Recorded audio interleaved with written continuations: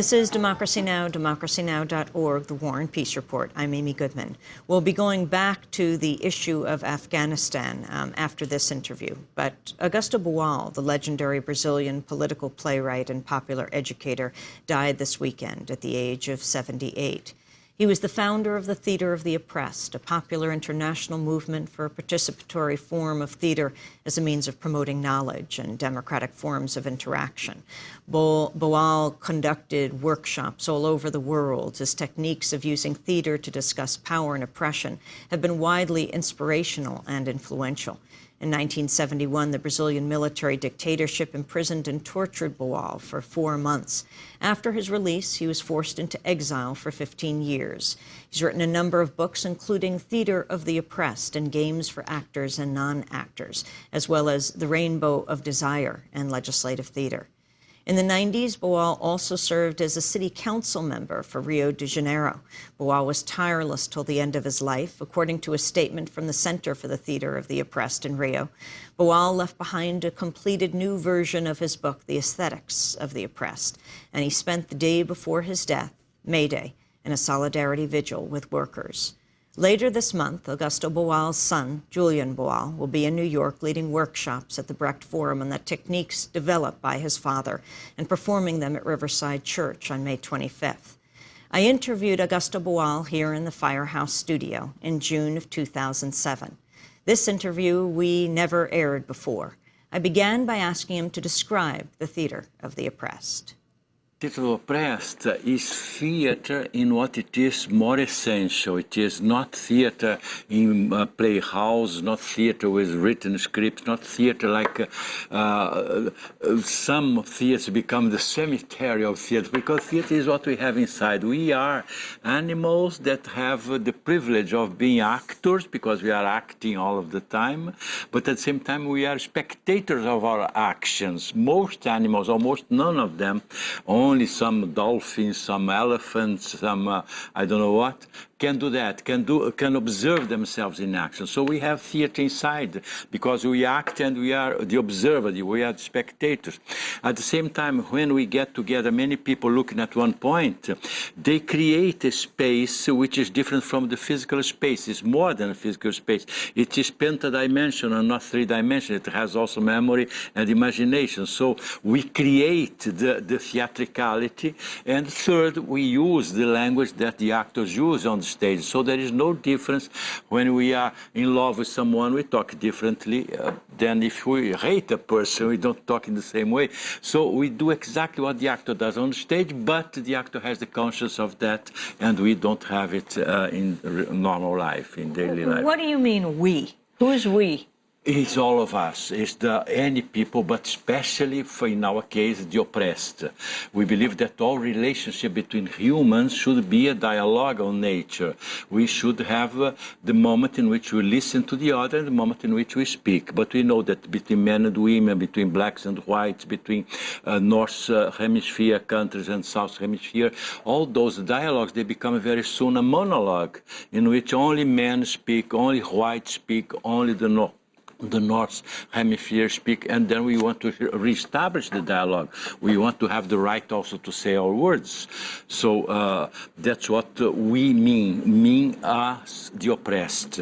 Be it oppressed, sexually oppressed, be salary oppressed, be politically oppressed, any kind of oppression we fight against. Talk about what inspired you, Augusto, how you founded the Theater of the Oppressed. Well, always I was very much preoccupied with that, because my father, he was had a bakery, and sometimes when in Brazil, in Rio de Janeiro, in the working quarters of Rio.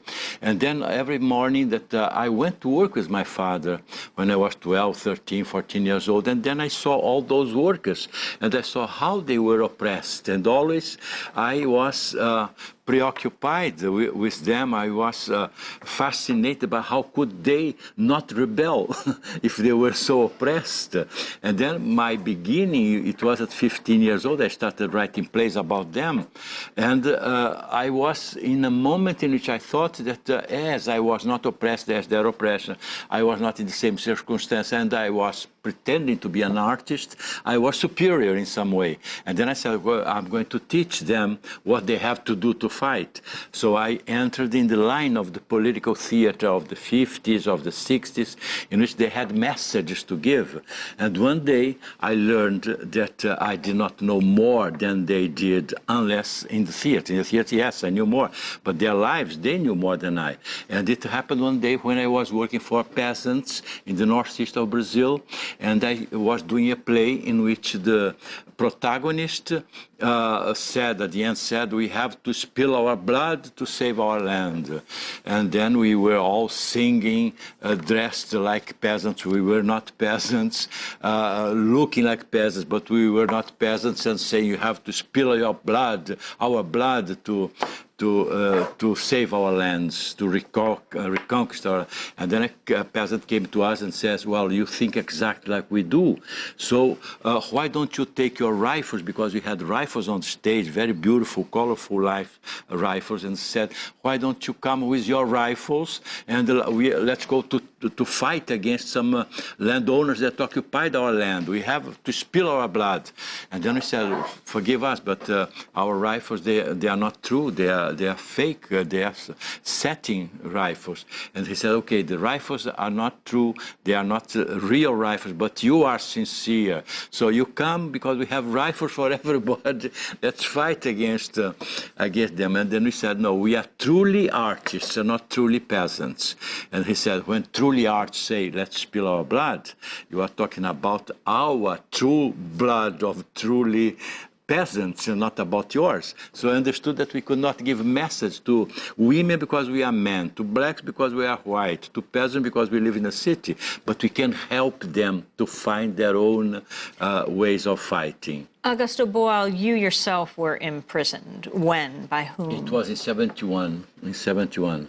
Exactly because in the beginning of the Theater of the Press, we were doing the first form, which was called newspaper theater, in which we as we had been persecuted by the police, by the paramilitary organizations, and persecuted really, not, we were not paranoid, but sometimes we had to go on the stage with a loaded gun in our pockets, and it was not paranoia, it was self-defense. And so the situation was so terrible. To do theater was such a risk always, to do the kind of theater in favor of the population and against the dictatorship. It was so terrible that we had to take that protection. And then, okay, during that time, they were arresting people, killing people, torturing people, and I was one of them that were arrested, and happily I'm alive. How did that experience change your view also of theater? In some way, it had been changed before with this episode in which I found that I was giving advice to someone, but I was not able to take the same risks. Che Guevara used to say something very beautiful. He said, to be solidary is to take the same risks. And I was not taking any risk. I went there, I did the play, and then go and fight, and I take the plane back home. So my had already changed. But at the same time, to be in a solitary cell, to be alone there, not talking to anybody, anytime, and most of the time not seeing anybody, made me, for the first time in my life, to listen to silence. I had never listened to silence. I listened to sounds, but I listened to sounds. And then in that moment, I learned that in this moment of the silence, your thoughts, they become more concrete, almost objects. And then when I was moved from this cell to a cell with many other prisoners, political prisoners, I learned something very important also, that when we are free in space, we are arrested in time. We have to go look at the watch, it's what time, we have to go here, we have to go there. We are arrested in time. And when we are arrested in space, we have the free time. We have the liberty of using our time. Describe what has happened since the dictatorship and how things have changed in Brazil under Lula. Things changed. Yes, there is no more censorship. You can do anything in the theater. But during many years, it was more or less the same idea, the same ideas that prevailed from before. It started changing with Lula when he was elected. And then it really changed. Now Brazil is no longer what it was 10 years ago. What did did not change yet, and that I regret, but I don't know why, is the agrarian reform.